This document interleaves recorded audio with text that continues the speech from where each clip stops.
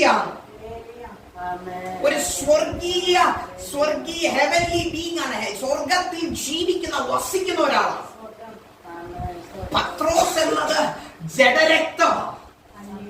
സ്തോത്രം പറഞ്ഞില്ല.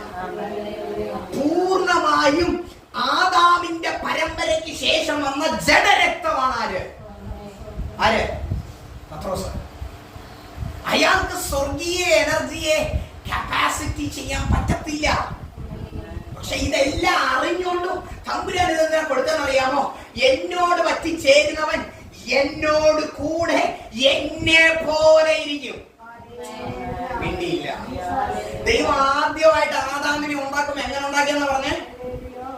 തന്റെ സാദൃശ്യത്തിലും സ്വരൂപത്തിലും. സ്വരൂപം എന്ന് പറഞ്ഞാൽ വല്ലവന്റെ രൂപം എടുത്ത് ചെയ്യുന്നതിനല്ല, സ്വന്തം രൂപത്തിൽ ഒരു കണ്ണാടിയിൽ നോക്കി എങ്ങനെ നമ്മൾ